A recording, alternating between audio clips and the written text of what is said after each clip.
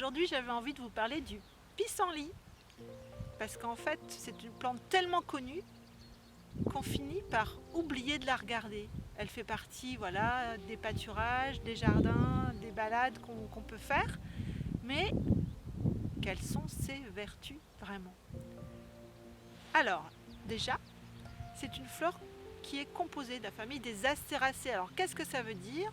Ça veut dire que tout ça, c'est un capitule et la fleur, elle est là. Je la tire. Voilà la fleur. Alors imaginez, quand on était petit, on utilisait la marguerite pour faire je t'aime un peu, beaucoup, passionnément, à la folie, pas du tout. Je t'aime. Alors imaginez faire ça avec une fleur de pissenlit. Alors de toute façon, les filles, je vous arrête tout de suite. N'essayez même pas parce que à 90% vous allez tomber sur pas du tout. Et c'est un petit peu dommage de se fier à une fleur pour savoir si votre amoureux vous aime vraiment. Donc c'est comme quand on a le pissenlit. Vous savez, il y a des coutumes qui disent que quand le pissenlit comme ça a ses graines, vous soufflez dessus et si tout part d'un seul coup, eh bien vous faites un vœu. Eh ben, je vous souhaite bien du courage parce que moi, j'ai jamais réussi à souffler sur une fleur de pissenlit et qu'il reste rien du tout. Mieux vaut demander au ciel une étoile filante, à mon avis, ça sera beaucoup plus simple. Mais finalement, il y a beaucoup de choses à dire sur cette plante. Alors, revenons à nos moutons. Enfin, plutôt, revenons au pissenlit.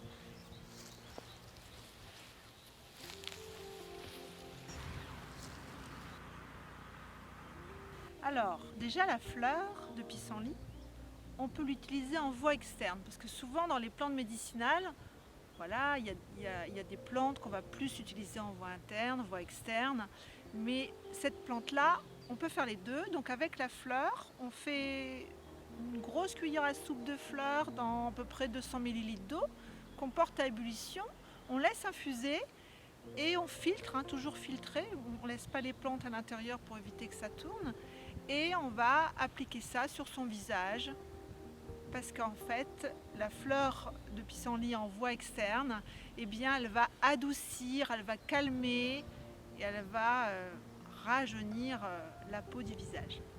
Et puis, cette tige contient comme du lait. Quand on casse, en fait, il y a comme du lait qui sort de la tige. Eh bien, ça va en voie externe, ça va pouvoir soigner les verrues.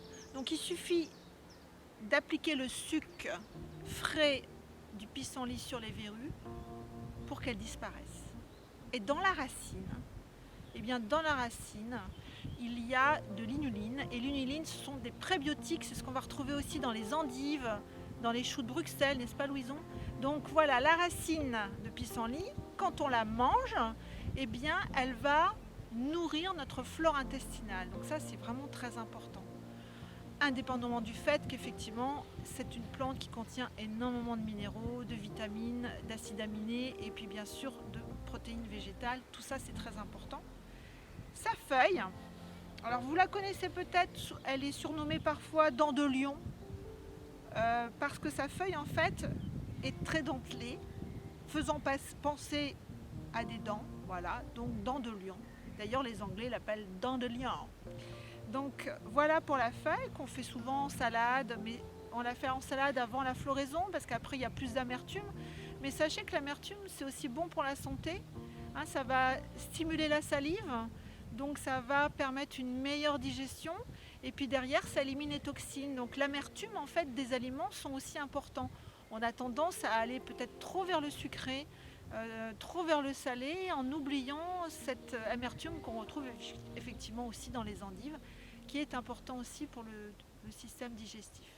Voilà, il y a encore tellement de choses à dire sur le pissenlit, donc je reviendrai vers vous, soit par écrit, soit avec d'autres vidéos, mais en attendant, moi je vais faire une petite sieste.